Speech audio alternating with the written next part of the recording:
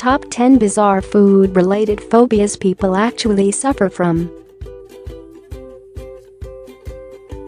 Food is something most of us enjoy sometimes, a little too much. So it may be hard to believe that some people are afraid of food. But it can become a crippling daily reality for these folks. Although phobias can be difficult to deal with in general, food phobias are often worse because they create social stress and have the potential to wreak havoc on one's well-being. Some food phobias can be avoided. But as we'll see, others are far more serious. 10. Deep No Phobia. The fear of dining or dinner conversations. The idea of family holiday get-togethers is enough to make many of us cringe, but for some, the idea is downright terrifying. People who suffer from deep no phobia prefer to eat in silence and usually alone. This means that it is a hard pass on family holiday meals and dinner dates with friends.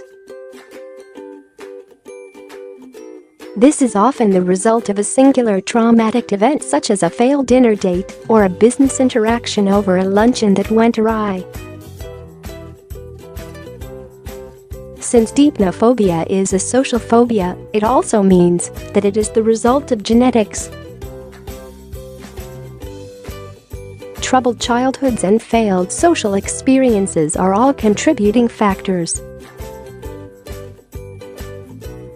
Selective serotonin reuptake inhibitors, SSRIs, and cognitive therapy offer hope for those with deep no phobia.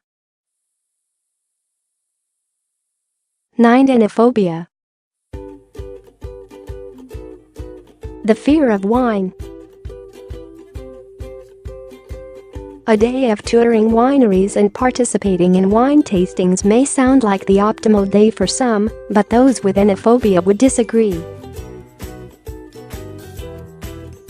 A fear of wine is pretty frustrating because wine is just about everywhere. This condition makes eating out difficult, and trips to the grocery store become awful as most places have an entire aisle dedicated to wine and spirits. In some cases, this fear can pertain to the inability to choose the right wine for a gathering. Those suffering from this disease are afraid that if they choose the wrong wine, then those at the party will blame the host.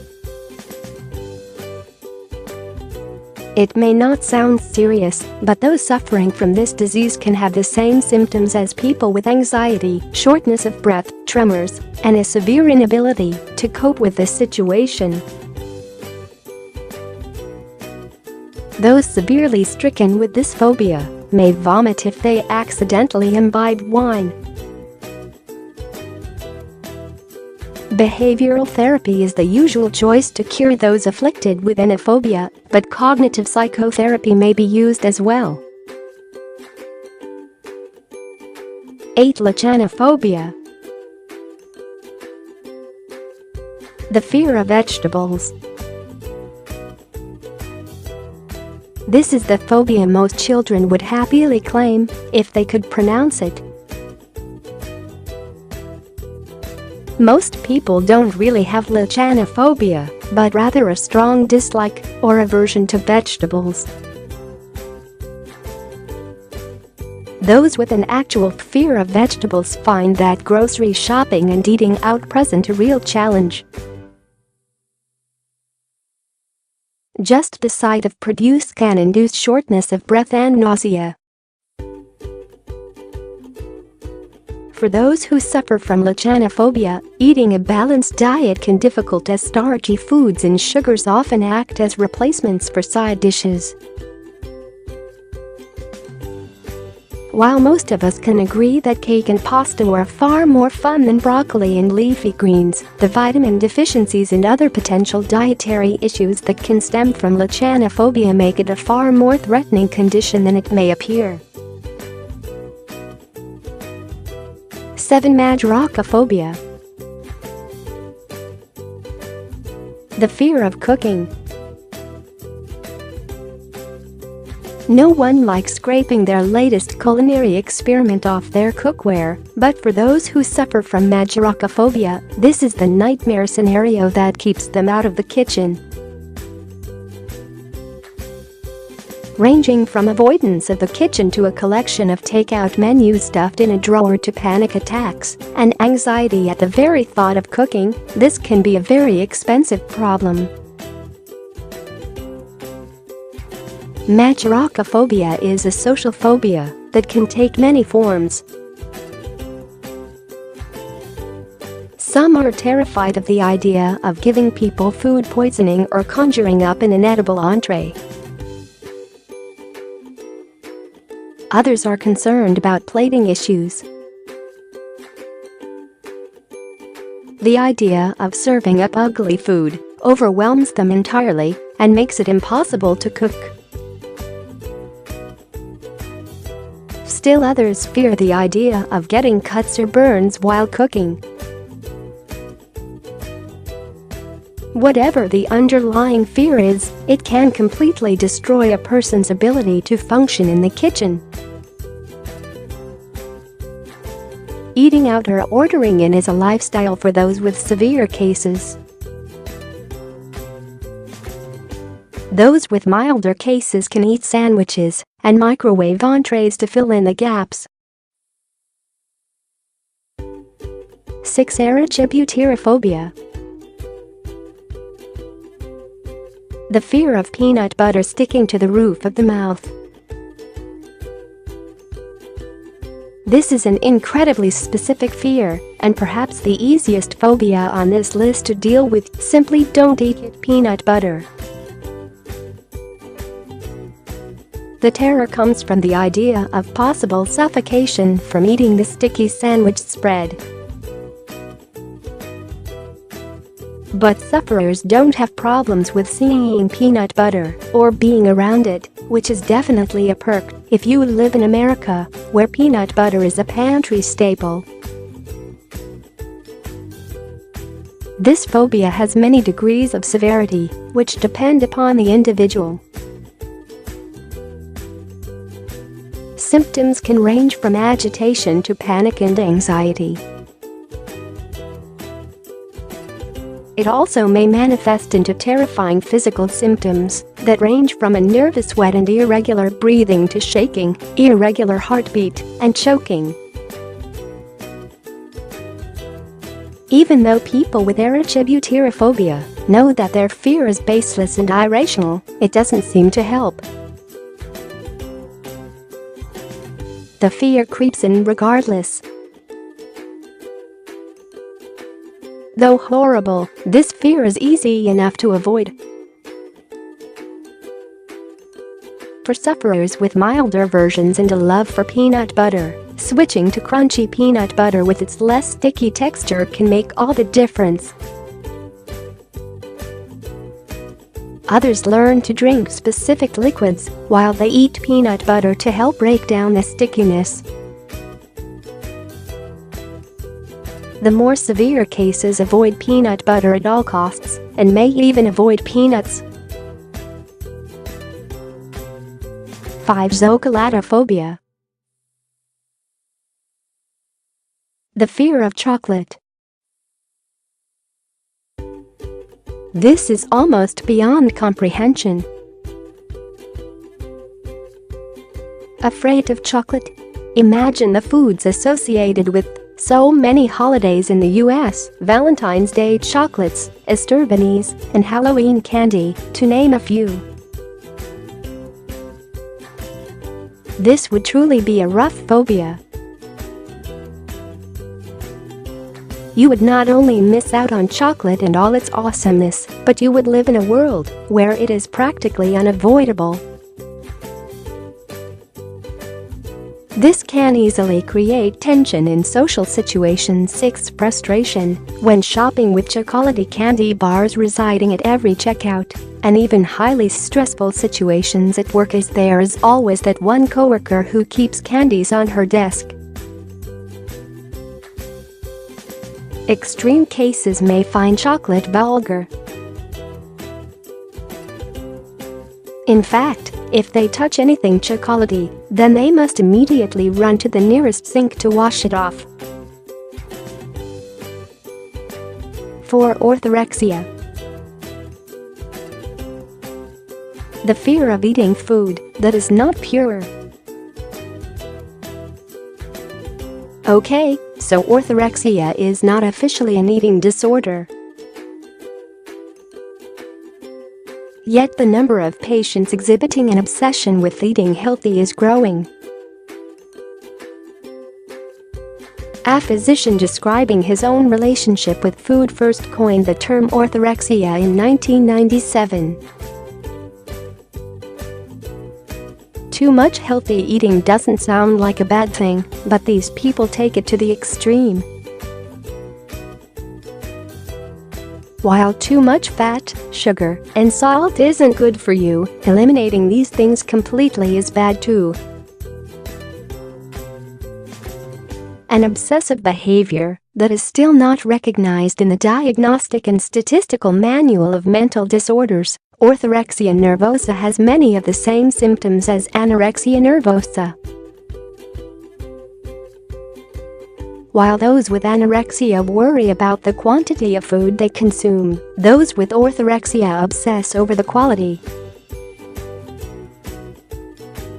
Orthorexics are so concerned with the purity of their food that they tend to restrict their diets in unsafe ways. For example, they may eliminate entire food groups such as dairy and grains. These boundaries can continue to tighten as other foods are deemed impure over time. Finding pure food becomes an obsession for those dealing with orthorexia. Only organic food will do, and the food must be prepared in the proper way. It is not uncommon for orthorexics to spend hours shopping for the right foods to take home and prepare themselves. In a cruel twist of fate, this extreme crusade to eat healthy is actually super unhealthy. Malnourishment can result as important food groups are eliminated, and the body ultimately begins to ignore or not recognize its own hunger signals. 3. Ichthyophobia. The fear of all things fish.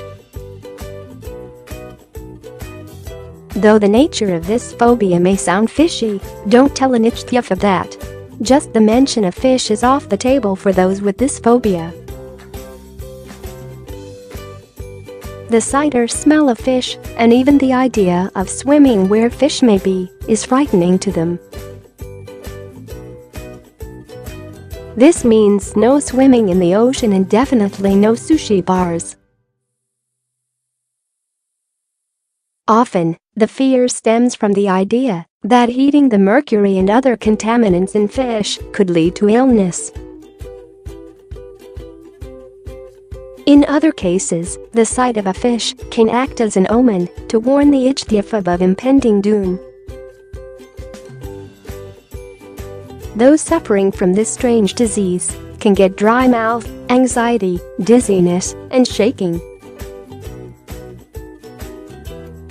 For ichthyophobes, avoidance is often the easiest route. This means no fishing trips, no fish movies, dory, and no trips to pet stores and aquariums. Since no direct cause for this phobia is known, there are several prospective ways to treat it. The most common are hypnotherapy, neurolinguistic programming, and exposure therapy. 2. Phagophobia. The fear of swallowing food, pills, or liquids. Degrees of phagophobia can be so bad that a person can be terrified to swallow his own saliva. Commonly stemming from the fear of choking, this phobia can be life-threatening. With malnutrition and dehydration as inevitable consequences, people with phagophobia tend to skip meals as often as possible. When they absolutely have to eat, they use workarounds such as overchewing and avoiding certain textures. Phagophobia is a notoriously difficult fear to contend with. In many cases, it feels like there is something stuck in the throat. But when people with this phobia go to the doctor, nothing is found. The sensation is persistent, but in all actuality, that is all it is, a sensation. There's nothing actually there. It is hard to imagine not being able to sustain yourself due to crippling terror. Then you seek help only to find that most healthcare professionals can't pinpoint what is wrong. This has to be a truly awful way to live. 1. Sidophobia. The fear of all food. Given that we need food to live, the magnitude of sidophobia cannot be overstated. What can you do when you are terrified of the very thing that you need to stay alive? Avoiding food for any length of time isn't an option, so where does that leave you? Oh yeah, hungry. Forever, on the bright side, most sufferers are not so afraid that they forgo any food or drink. Instead, they fear foods prepared by people whom they don't know, are obsessive about expiration dates on food, and are more afraid of beef and chicken. This can be a lethal phobia and must be addressed as soon as possible. Though psychotherapy has shown promise in patients with sidophobia, this is by far the worst food phobia of them all.